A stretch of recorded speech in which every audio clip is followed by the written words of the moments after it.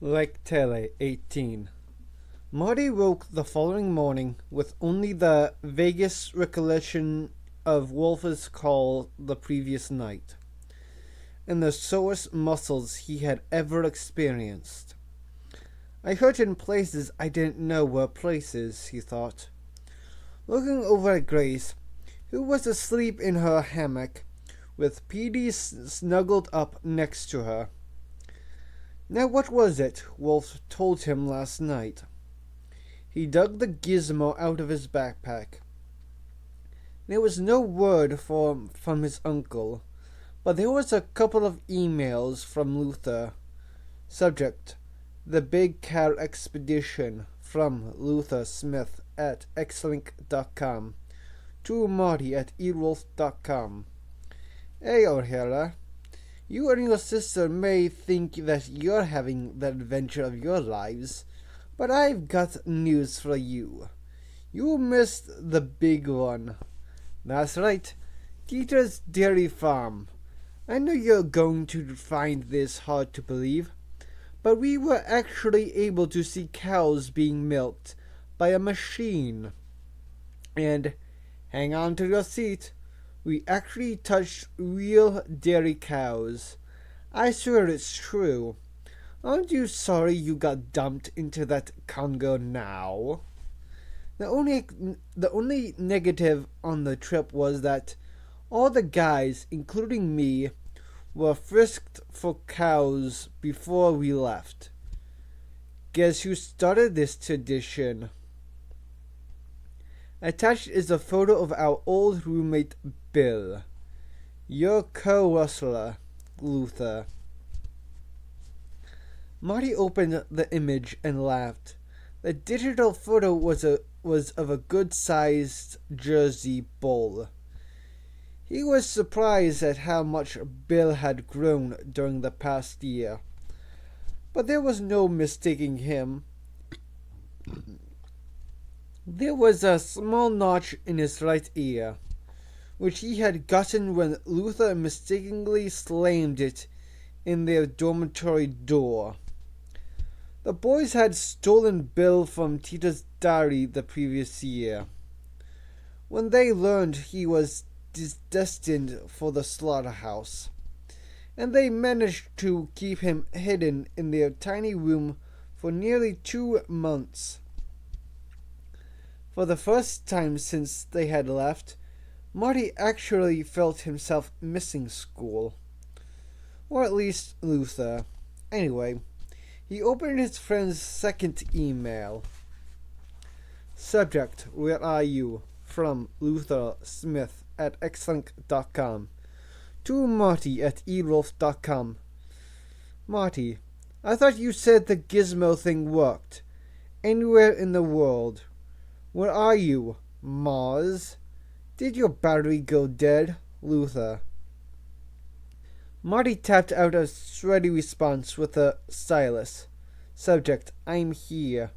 From Marty at earwolf.com to Luther Smith at xlink.com. Luther, the gizmo battery did not go dead. We have plenty of spares. It was my battery that went dead. I've been so tired, I haven't had the energy to even read my email. In fact, I was so sore this morning, it took me about an hour to get the gizmo out of my backpack, which weighs about 600 pounds. I spent all day yesterday hacking down spider-infested brush with a dull machete, in melting heat and a tornado of biting insects following me. In the evening, I found a place where there weren't too many venomous snakes, set up camp, blew out the bugs that had lodged in my nose, picked off my leeches, 27 of them, ate, slept barely, and now we're about to go through it all over again. Don't you wish you were here? But enough about my whining. On the bright side, we've seen hundreds of animals. Nothing as exotic as dairy cows, of course. Here's a partial list. Elephants, chimpanzees, the wild variety. Leopard, just one sleeping in a tree, with a dead dokia still dripping blood.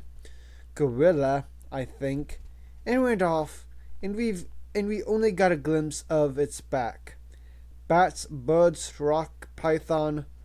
Well, you get the picture. Speaking of which, I've attached a couple of digital photos I snapped with a gizmo. The images are a little blurry, but you'll be able to make out what they are if you squint your eyes and use your imagination. Anyway, I'd better send this off and get moving. The oven is already starting to heat up, and it's just after dawn. Marty. After he sent the email, he tried to reach Wolf on the gizmo, but there was no answer. Marty wished he could remember what Wolf had told him the night before. "Any word from Wolf or Laurel?" Grace asked from her hammock. "Not really," Marty answered. "What do you mean by that?"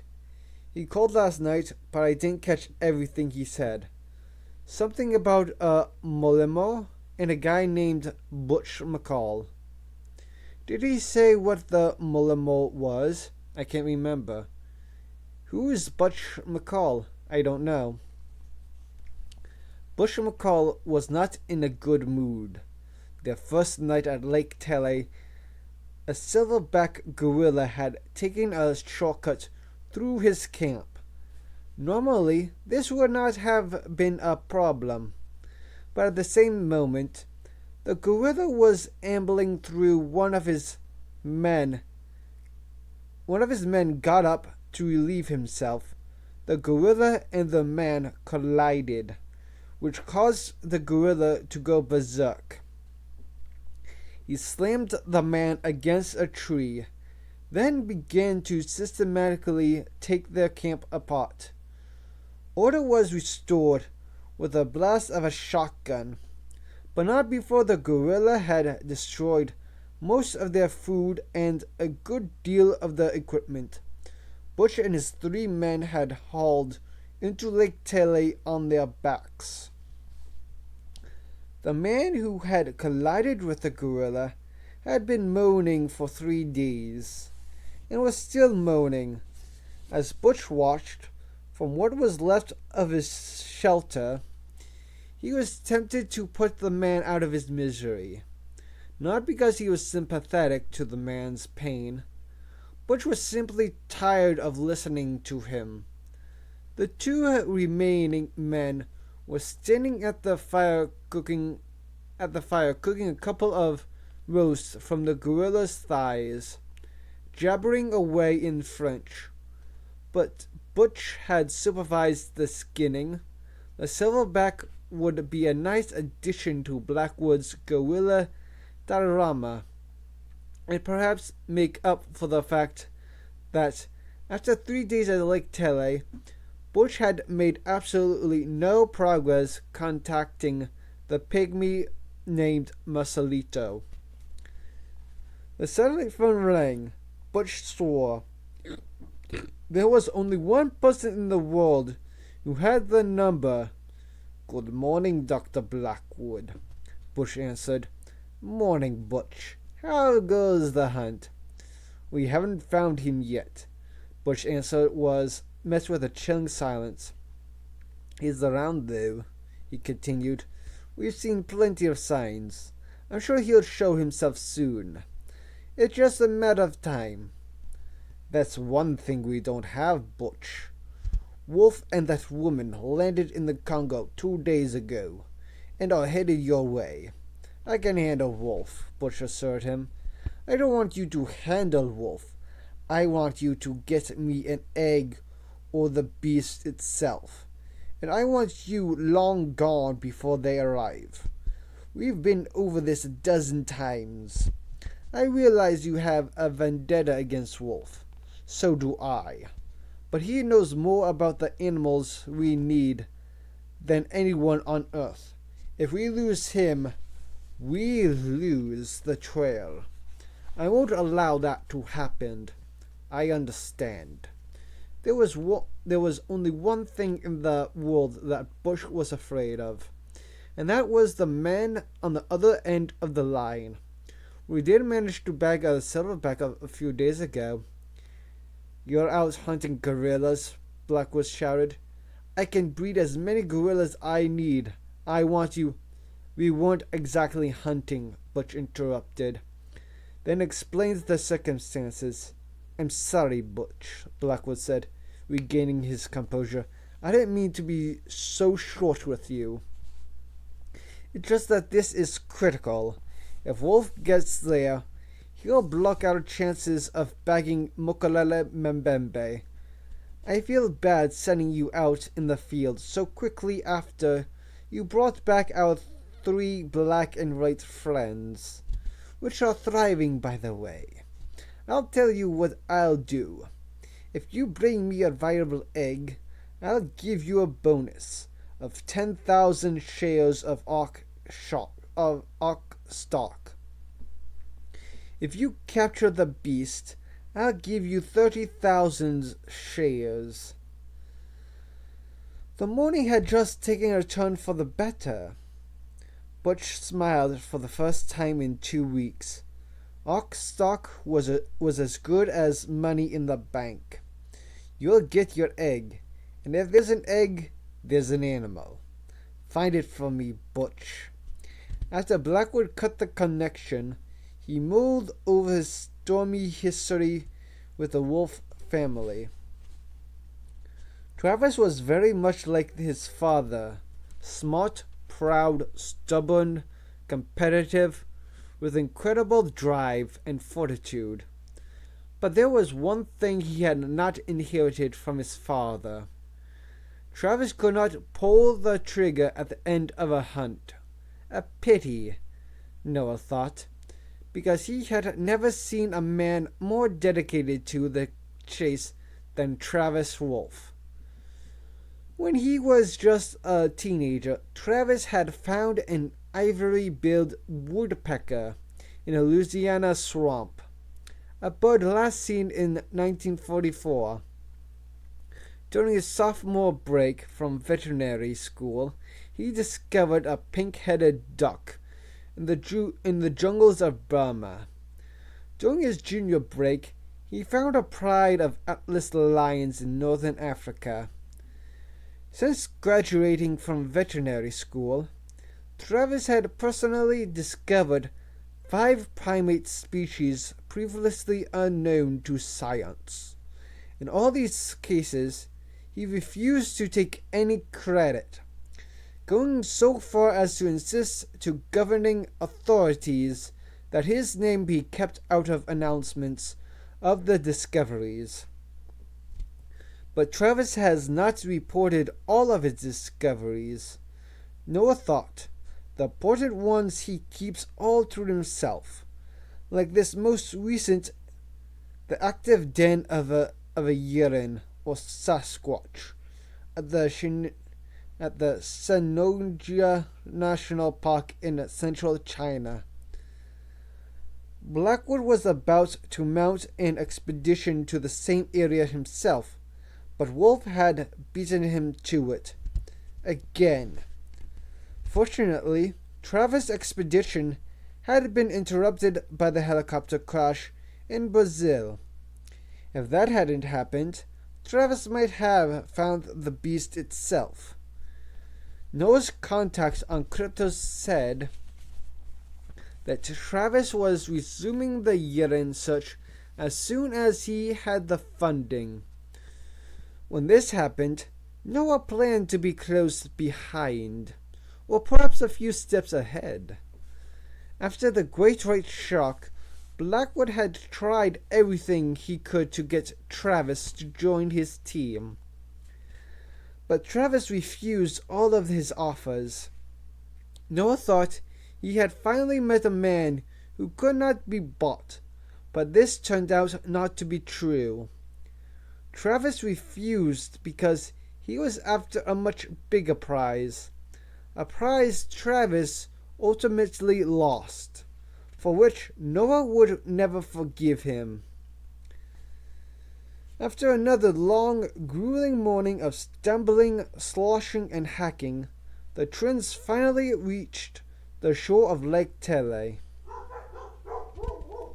Are you sure this is the lake? Grace asked. Marty nodded. Unfortunately, the sky house is way over on the other side. He gazed along the brushy shoreline, wondering how many more leeches, bugs, snakes, and thorns he was in for. Why is it that everything in this country either bites or jabs you? I don't know. Grace looked across the large lake while she massaged her aching shoulders. Throughout the morning she had spelled Marty on the machete, discovering that her willingness was much stronger than her arm. It's so boring, Marty said. The famous Lake Tele was nothing more than a shallow, smelly lake with clouds of bugs hovering over it. He hadn't expected to see dinosaurs munching grass along the shore, but he had expected something a little more dramatic than what he was looking at.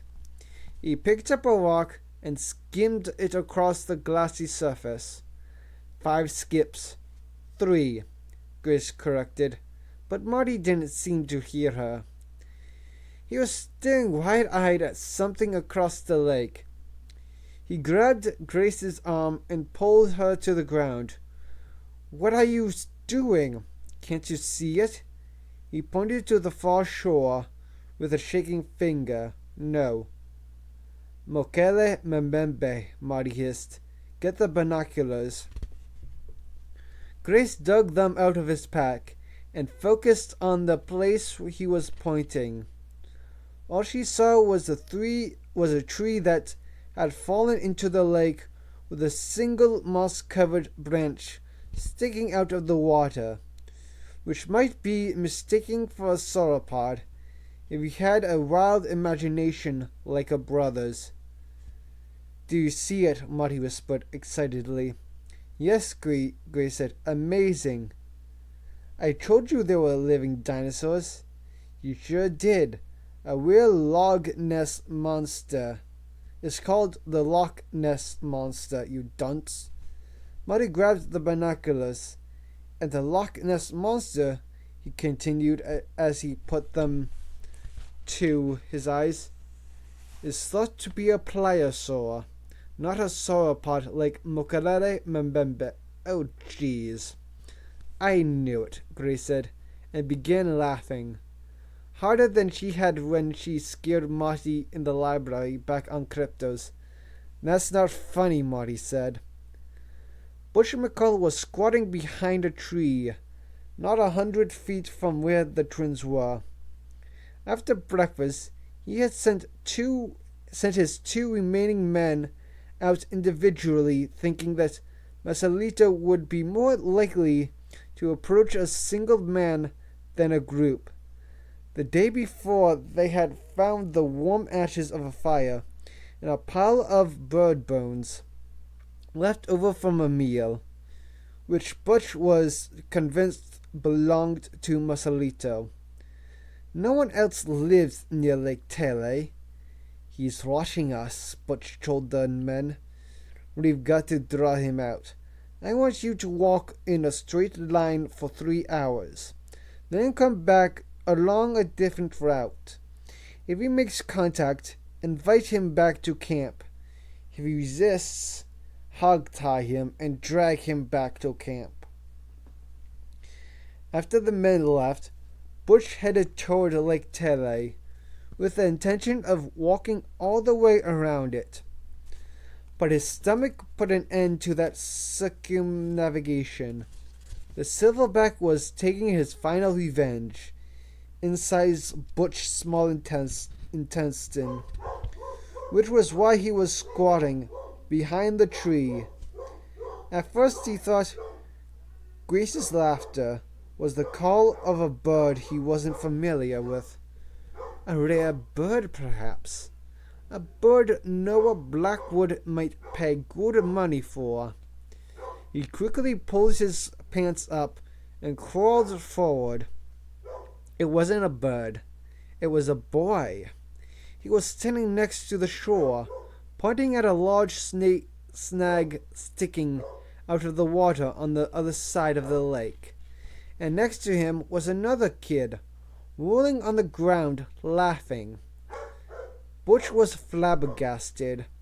He couldn't see the face of the youngster on the ground because of the mosquito hat, but by the sound of the laugh, it was a girl. What were they doing out in the middle of the Congo? He was about to find out when he heard the boy said, it could have been Mukalele Mbembe. Watch and wait, Butch thought. They can't possibly be out here on their own. He followed the two children, expecting them to lead him to the camp or their parents. But there was no camp and no adults, just a boy and a girl slicing their way along the soggy shoreline, hour after hour, until they arrived at the opposite side of the lake. The clearing, 19. Marty pointed at the thick wall of impenetrable vines in front of them. The sky house is through here, he said with a sigh. Maybe there's another way, Grace suggested, pulling her mosquito hat off. There might be, but there's no time to look for it. Marty said, it'll be dark soon. He started chopping at the vines, but he gave up after a few weak swings and sat down in a weary heap. I guess we are sleeping outside again. I'm done for. He fell back with the pack still attached to his shoulders and closed his eyes. Butch McCall's hands trembled as he held the binoculars on the girl, with coal black hair and startling blue eyes. Unbelievable, he said under his breath. How in the... He cut a sudden movement to the girl's right and swung the binoculars. A full-grown chimp dropped out of a tree near where the boy was slumped. It ambled over to the girl. Butch sharpened the focus, and his mouth dropped open in surprise. The chimp was carrying a tiny poodle, and perched on its shoulder was an African grey parrot. He thought perhaps the meat he had eaten had affected more than his stomach. I must have some kind of brain fever. This can't be real. The poodles barked and the girl said something, but Butch was too far away to hear what it was. Grace stared at the parrot in wonder. You're real. The parrot jumped off Beau's shoulder and started walking toward her. Grace glanced at her sleeping brother and was tempted to rake him to prove that the parrot was not a figment of her imagination. But she didn't have the heart. The past 2 days had been difficult, especially for Marty, and he deserved a rest. As the parrot continued its slow, deliberate walk in her direction, Petey struggled to free herself from Beau's clutches, and finally succeeding, she made a rush for the little gray bird. The parrot stopped, turned, and very calmly bit the poodle on the nose. Peter yipped, then ran over and jumped into Marty's lap. Marty didn't budge. The parrot hopped the rest of the way over to Grace and began pulling on her shoelaces. Not this again, Grace pushed the parrot away with her foot.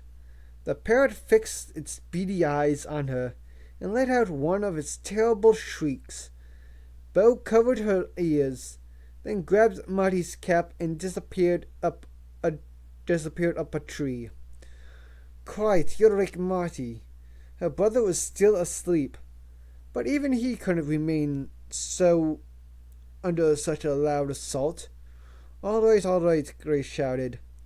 What do you want me to do? The parrot fluttered about 50 feet away and started pacing back and forth in front of a large boulder, partially covered in thick vines. It let out another ear-splitting screech, then disappeared behind the vines. I'm not following you, Grace said. Petey had no such qualms. She shot out of Marty's lap and dashed in behind the parrot. There was another shriek, a yip, then total silence. This is ridiculous. Grace ran over to the boulder and squatted down to see if she could see any sign of the two combatants. She couldn't, but she did discover that behind the vines was an opening large enough for a human to crawl through, or a leopard. Being mauled by a big cat was well down on Grace's list, somewhere in the mid-60s. But combining it with her fear of confined spaces significantly increased her dread of crawling through the crack in the rock. If they've already been killed by a leopard, Grace thought, there's no point in me crawling in after them. This rationalization was shattered by a muffled shriek and a yap some distance away, which led to another rationalization. They're fine, she thought. They'll come back when they're ready. A large drop of rain splattered on her back. She looked up at the sky. It was going to pour. First I should wake Marty so he can... She stopped in mid-thought. Isn't that what I always do when there's a problem? Get Marty? He can't set up camp or find us shelter. It's up to me now. And this leopard's cave might just be the shelter we need. She ran back and retrieved the machete from the sleeping knight's hands. With a few deft swings, she was able to clear away enough of the vines for her to crawl through the narrow opening on her hands and knees. Halfway down the tunnel, it became clear that it would not work as a shelter. It was barely big enough for her to squeeze through. But in front of her was a sliver of daylight. She quickly crawled toward it and discovered another opening blocked by vines. Slicing through them, she crawled out onto a muddy game trail. As she got to her feet, something big grabbed her thighs from behind.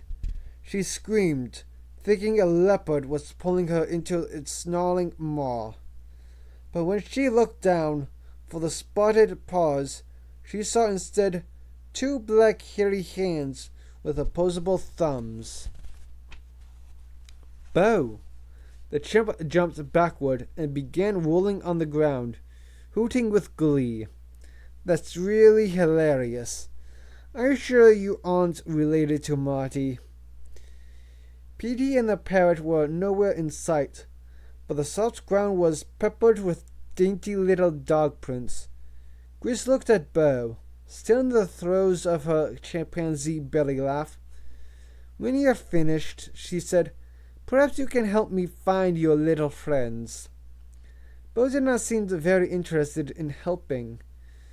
Grace left her there and began pursuing PD and the parrot on her own. Butch McCall stood above the sleeping boy, watching a line of drool leaked from the corner of his mouth onto his wrinkled shirt, which was not nearly as interesting as the gray plastic tag lying next to the stain. The girl had been wearing a similar tag around her neck. The boy wasn't much older than 12 or 13, and the girl was even younger than that, judging by her size. Who were these kids? He was tempted to shake their boy awake to find out, but one of the things in a life in the wilderness had taught him was patience. He had tried to follow the girl after she and her menagerie slipped through the opening, but it was too narrow for him to squeeze through. He wasn't worried, though.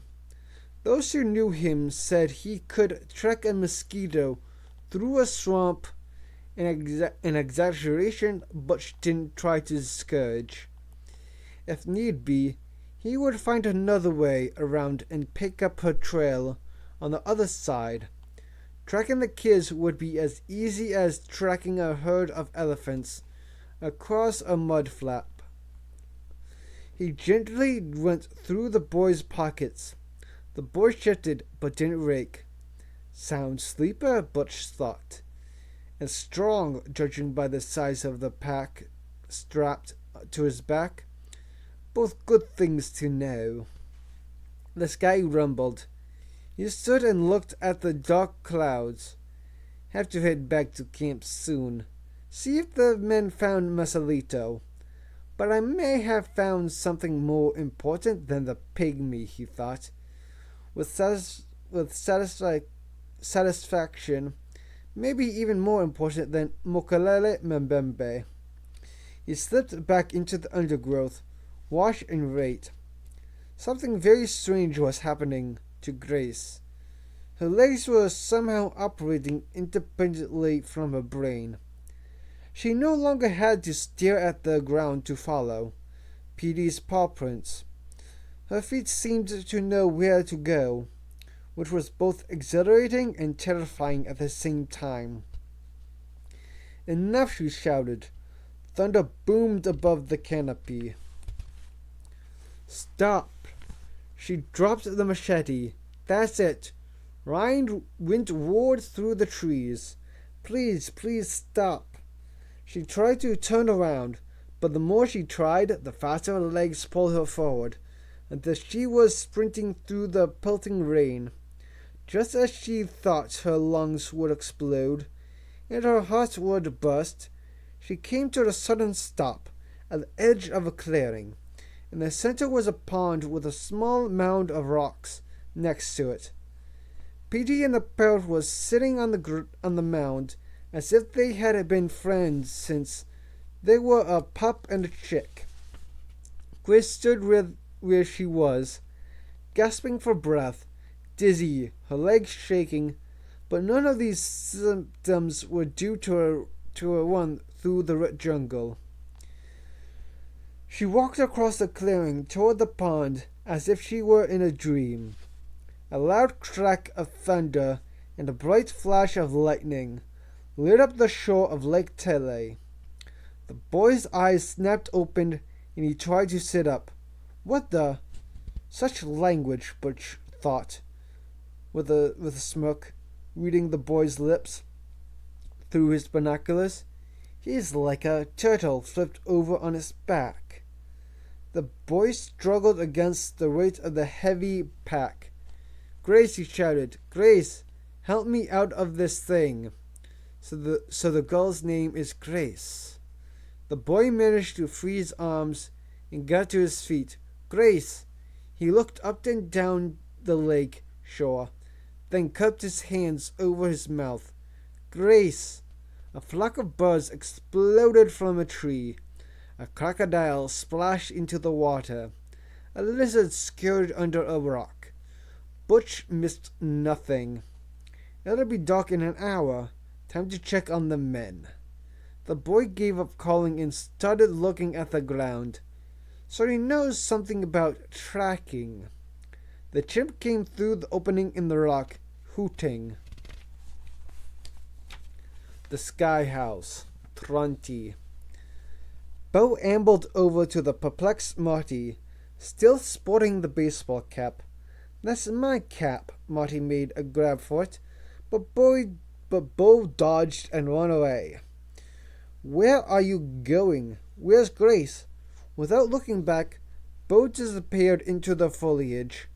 Marty followed and found Grace's footprints. The freshly cut vines in the opening. Grace, no answered. Petey, no yap. He jogged back to the pack, found one of Wolf's headlamps, and slipped the elastic band over his forehead. Halfway through the opening, he got stuck, but managed to wiggle free. On the other side, there was no sign of Grace or the poodle. Something grabbed his legs from behind. Bo's joke didn't have nearly the impact on Marty as it had on Grace. "You moron," Marty made another lunge for the cap, but missed again. Bo retreated up a tree. If you lose my hat, he threatened, "you won't have a head to wear it on." Bo hooted and Marty started following the tracks, wishing his sister had not wandered off and wondering what had gotten into her lately. She had picked a very bad time to become independent. Walking without the heavy pack was a pleasure in spite of the rain, which was filtering down through the canopy by the warm bucketful. He wished he had his cap. Within half an hour, the tracks were all washed away, and he began to wonder if he was still on the right trail. He stopped to look at the gizmo, but found it wasn't in his shirt pocket. A search of his other pockets came up empty as well. He had a vague recollection of it being slipped out of his pocket while he was sleeping. Grace, he thought, shaking his head. She doesn't even know how to use it. He charged into the gloom for another half hour and was able to turn around.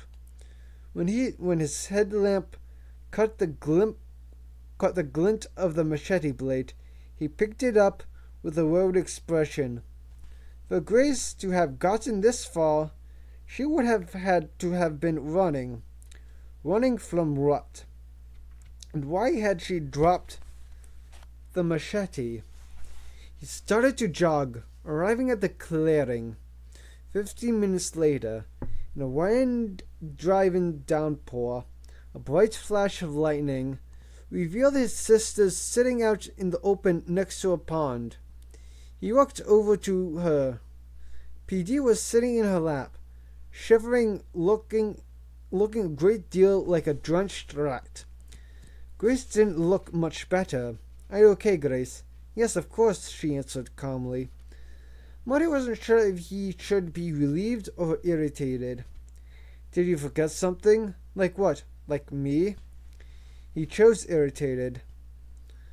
"I'm fine, by the way. A hungry croc didn't come out of the lake and drag me into the water while I was sleeping or anything, which I'm sure you were worried about." "I'm sorry," Grace said, without taking her eyes off the pond. "Who is this girl, and what has she done with my sister?" Marty thought, then said, "This is no place to be wandering around with a teacup poodle. There are things out here that can kill you, Grace. A lot of things." His lecture was punctuated by a lightning strike that was close enough for them to hear the tree it hit crack and fall. "See what I mean?" "The parrot led me here," Grace said. "What?" Marty's ears was ringing from the strike, and he couldn't quite hear what she said. "The parrot showed me the opening in the rock." "Not the parrot again." "It's true," Grace insisted. "Where's this magic parrot of yours now?" Marty asked. "It left when the lightning started, which is exactly what you should have done." "I thought about it, but I was afraid I might get lost in the dark." Marty glanced around the clearing. "You don't call this being lost?" Grace shook her head. "I know this place." "Now what are you talking about? I think this is one of the places in my nightmare." "Well, it's like a nightmare," Marty commented. "Have you noticed the rain, wind, thunder, and lightning?" The jaw. Marty managed to smile.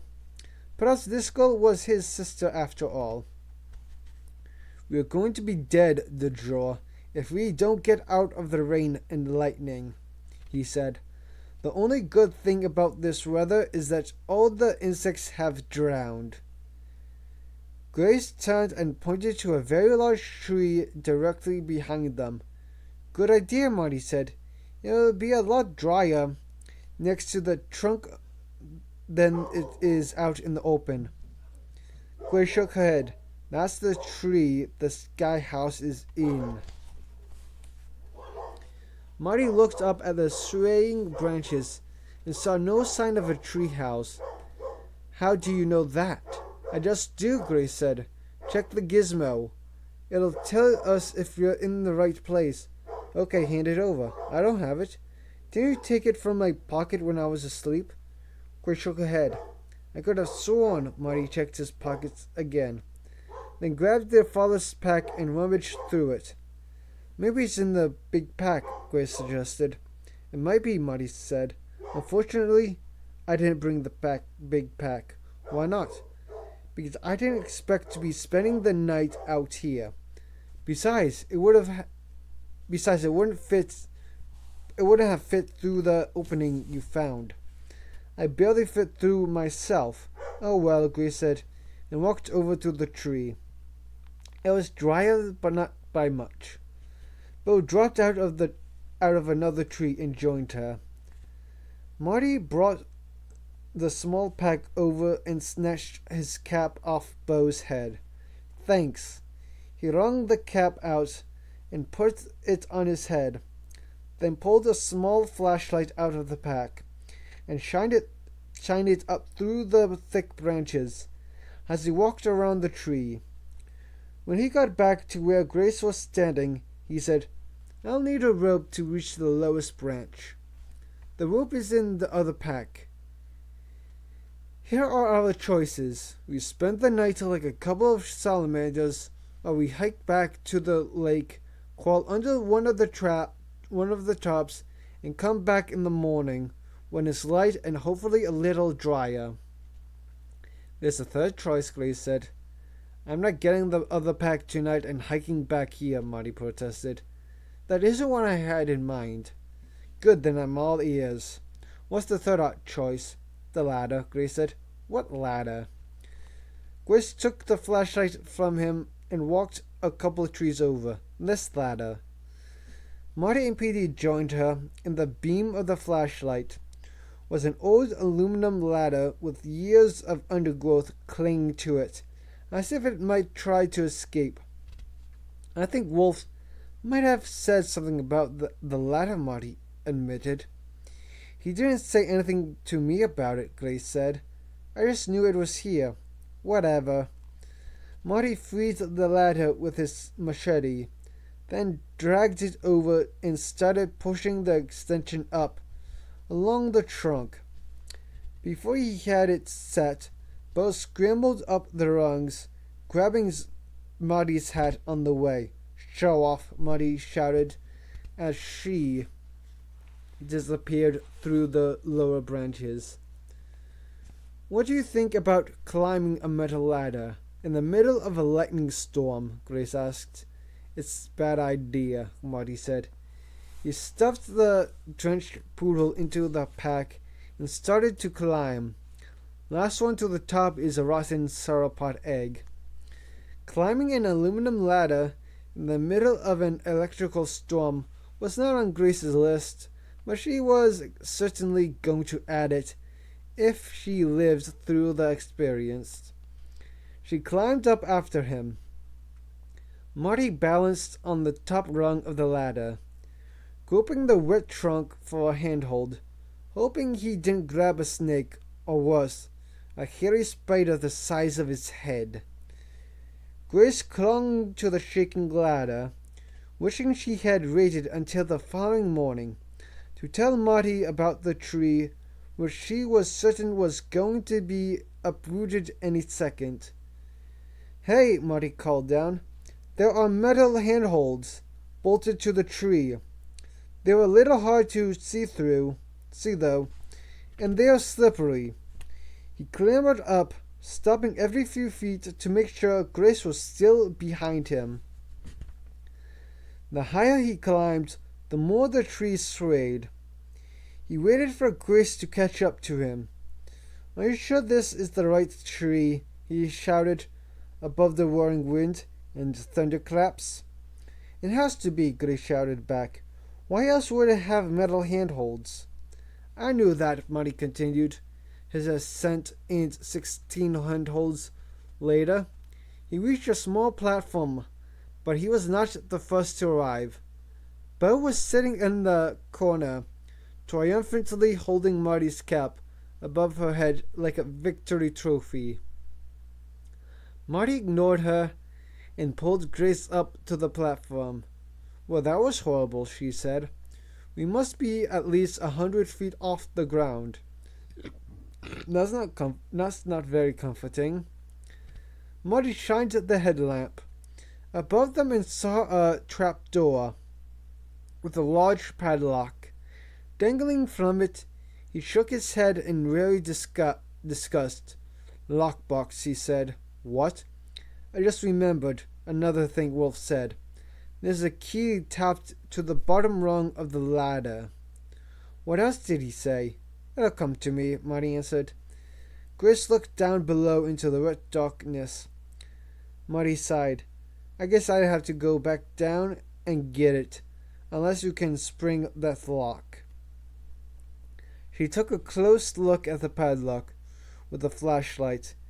She hadn't picked a lock in years, despite her brother's constant pleas for her to do so. It was a simple lock. She rubbed off the moss covering the key cylinder. "Let me have your pocket knife." Marty fished it out and handed it to her. The knife had several tools, but she would still need a separate piece of wire to pick the tumbler. She asked Marty to look in the pack for something that would work. At the very bottom of the pack, beneath PD, who Marty had set on the platform, the Frankenstein monkey, the camp stove, 3 packets of freeze-dried eggs, and the moleskin he found the Mother's Day card. Attached to it with a paperclip was the drawing he had sketched for her. He hesitated to use the clip because it was one of the last things his mother's had touched. Reluctantly, he removed it. "Will this work?" Grace nodded. She straightened the clip and slid it into the opening, then used one of the knife's several screwdrivers to turn the cylinder. The padlock opened with a satisfying pop. "You're going to have to show me how to do that sometime," Marty said. "Fat chance," Grace said. "You will just use it for criminal purposes." She removed the lock from the hasp and pushed the trapdoor open. Marty shined the headlamp up through the opening, but did not start up the short ladder to the sky house. "What are you waiting for?" Grace asked. "I'm not thrilled about sticking my head through a dark hole until I have a better idea of what's inside." He grabbed his cap away from Bo and tossed it through the trapdoor. Bo hooted, grabbed PD, and scrambled up the ladder. "That was mean," Grace said. Marty grinned. "Yeah?" There was a dull thumping above them. Then Bo stuck her head through the opening, wearing the cap. "Coast is clear." Grace followed him up the short ladder. "Well," Marty said. "What's that smell?" Grace asked. Marty shines the headlamp on the ceiling. Dozens of upside-down bats stared back at them. He pointed to the wooden floor. "Bat guano," he said. "Better watch where you—" Something slithered just to the left of the beam. "Snake!" Petey jumped into his pocket as he drew the machete and buried the blade behind the snake's head, removing it cleanly in one fluid motion. Grace screamed as the heavy body flopped around her feet, which upset the bats. They dropped from their roost and started a panicky flap around the dark room, which upset Bo. She jumped up to the back of an old overstuffed sofa and started battling bats out of the air, which upset PD. She jumped out of Marty's pocket and started attacking the stunned bats. "Stop!" Marty shouted. Grace stopped screaming. Bo stopped swatting and PD stopped snapping. The bats continued swooping, but not for long. Most of them found the open trap door and disappeared into the rainy night, and the others returned to their roost. "I'll figure out what to do with the rest of the bats tomorrow," Marty said. "I'm more worried about snakes," Grace said. "What kind was it? A green mamba? Venomous?" Marty bent over and looked at the headless body, which had finally stopped writhing. "Not anymore. There might be others. I'll take a look around as soon as we get some more light in here." A tremendous gust of wind rocked the house, and the twins grabbed each other to stop themselves from falling down. "It's like being on a ship during a storm." "How many sea storms have you experienced?" Grace asked. "Plenty," Marty said, although he had never been to sea, and started looking for something to light the house. He found a kerosene lantern. "Now all we need is a match. Unfortunately, you left them in the other pack," Grace finished for him. She opened a drawer and pulled out a mason jar filled with matches. "Perhaps one of these will work." Marty was too tired to ask how she might have known the matches were in that particular drawer. He stuffed a handful into his pocket, lit the lamp, and began his search for deadly snakes. The treehouse was about 40 by 40 feet. The kitchen took up half of one wall. It was equipped with a propane oven and a sink. Marty turned on a tap and watched brown ooze dribbled from the faucet. "Don't drink the water," he said, and started opening cupboards. He found no snakes, but he did find canned goods, sugar, flour, rice, and various spices, all sealed tight in mason jars. "We won't starve." Running along the rest of the wall was a laboratory's bench, similar to the one in Wolf's library, with a microscope, beakers, and test tubes. Next to the bench was a wall of books, most of which had been ruined by humidity. At the far end of the bookshelf was a door with an odd rustling sound coming from behind it. "What do you think that was?" Marty asked. "I have no idea," Grace answered, "but I think we should wait until tomorrow to find out." Marty was ready to agree, but knew the sound would drive him crazy until he found out what it was. With his machete raised, he opened the door slowly and discovered a white toilet.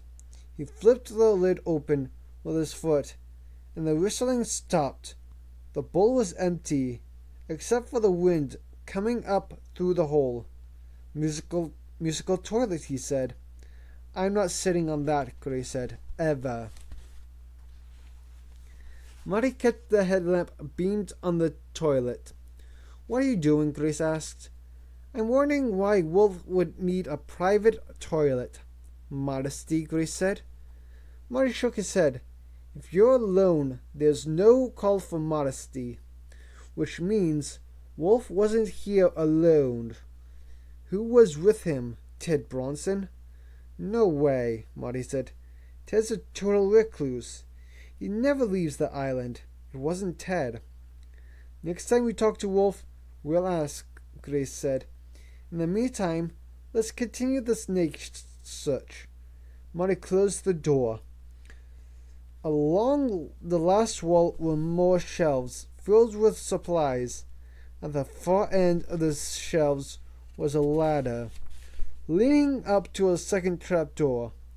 "We'll leave that till tomorrow," Marty said. He was exhausted. In the center of the room was a sofa and two chairs with a table between them. He checked under all the cushions, pronounced the room snake-free, and plopped down on the sofa. Grace glared at him. "Excuse me." Marty had already closed his eyes. "What? Where am I supposed to sleep?" "The chairs look pretty comfortable to me. You can push them together." "Some night you are." Marty sighed, got up, and helped her with the chairs. Grace was tired as well, but too stirred up to sleep. She found a couple of blankets on the shelf, one for Marty and one for herself. They got her moleskin out of her father's backpack and began to write.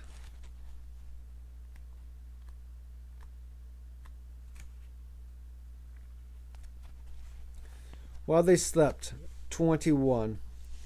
Wolf and Laurel were spending a miserable night huddled under a raintop. "At least they've reached the sky house," Wolf said, massaging his stump. He had gotten brief glimpses through the bow cam of them finding the ladder and climbing up the tree. "What I don't understand is why they don't answer my calls." "Maybe there's a problem with the satellite," Laura suggested. "Or perhaps Marty's gizmo isn't working. I just had that video conference with Phil back on the Cryptos," sort of said. "So it's not the satellite. But you have a point about the gizmo. I suspect that Marty's a little rough on electronics. I'm just worried about Rich McCall. I went into the field with him once, and it was a very humbling experience.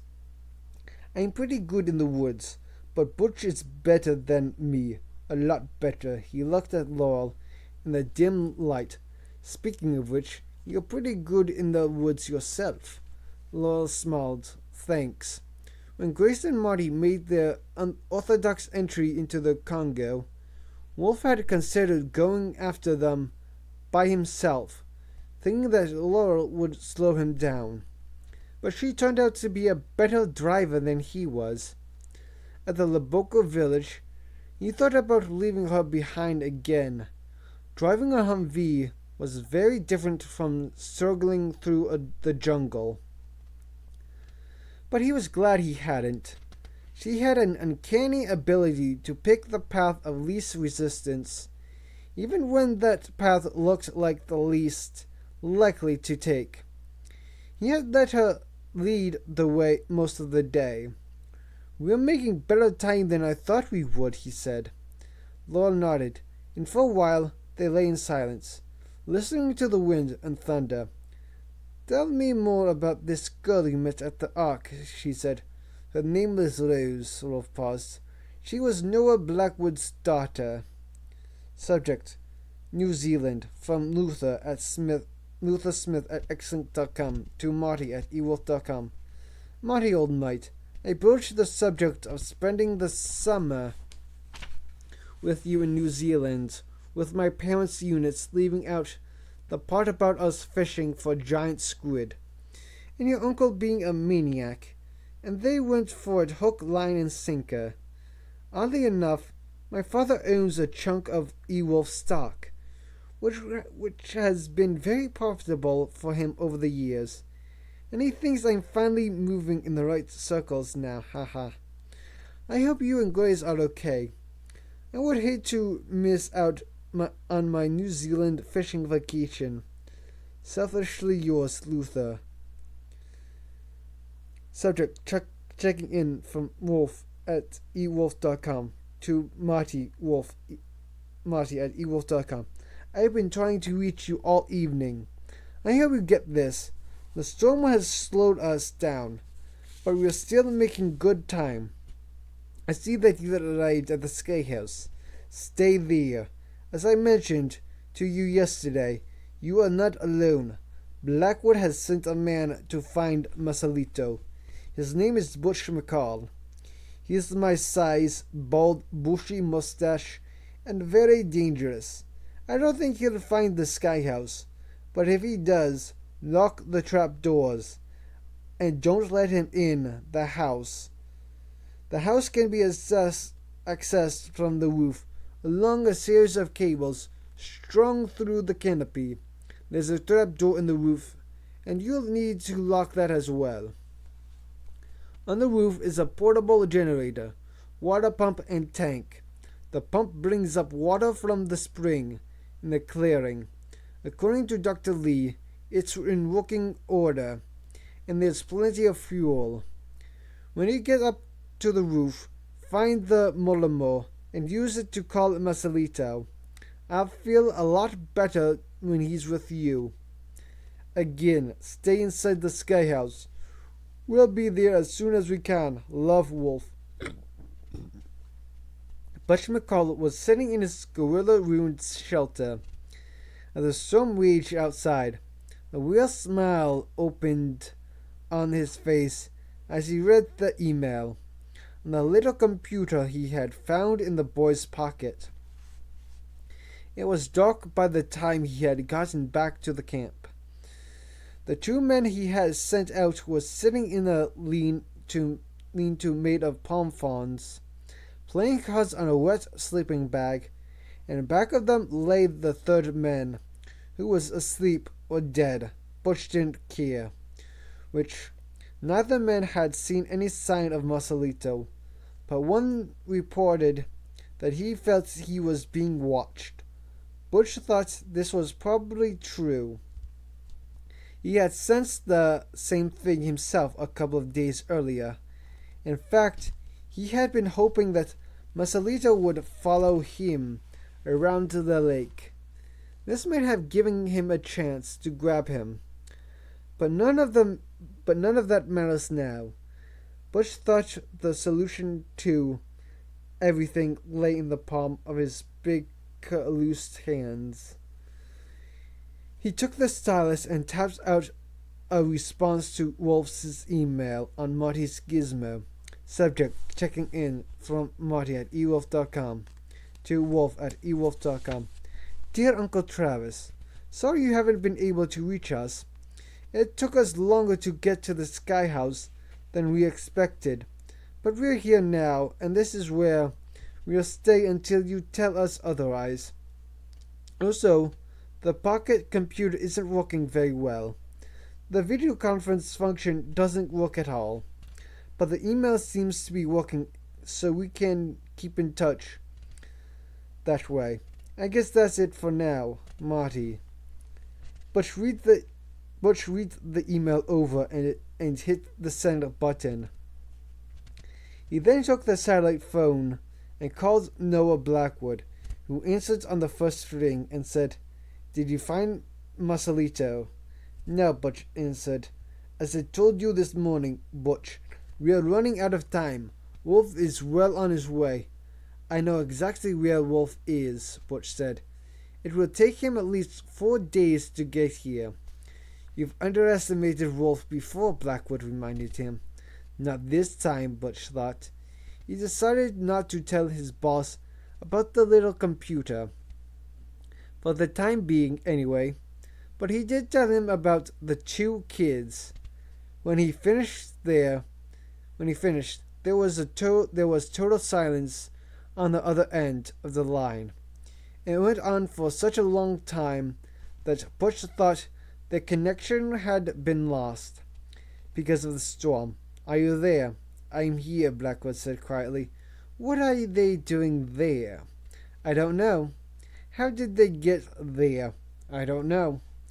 Blackwood knew for a fact that Wolf's niece and nephew had been on the jet with them. He also knew that they were not at the Loboco village. He had people all over the world feeding him information, most of which was very reliable. "Wolf must be at Lake Tele," Blackwood said. "That's the only explanation. The kids are alone," Butch said, although he didn't know this with certainty. "That's preposterous." Butch had saved the best for last. He described the girl. When he was finished, there was an even longer silence. "Are you certain?" Blackwood finally whispered. Positive. I want her, Blackwood said. What about Mokalele Mbembe? What about the nest? That's no longer a priority. It was to Butch. Blackwood had offered a large bonus. Butch was determined to collect it. He began to protest, but Blackwood cut him off. You can look for Mokalele Mbembe after you get the girl. What am I supposed to do with her? Hold her until I get there. You'll come to Lake Tele? Blackwood rarely went into the field anymore, unless there was a television crew to film him. I won't leave until you tell me you have her, Blackwood answered. But yes, of course. I'm coming. And Butch, I don't want her harmed in any way. Do you understand me? Yeah. I mean it, Butch. I hear you. She won't be hurt. What about the boy? I don't care about the boy. Wolf read Marty's email out loud to Laurel with obvious relief.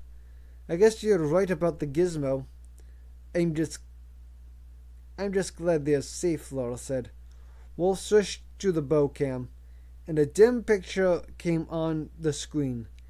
Grace was curled up in a chair, with a blanket over her, holding the stuffed monkey.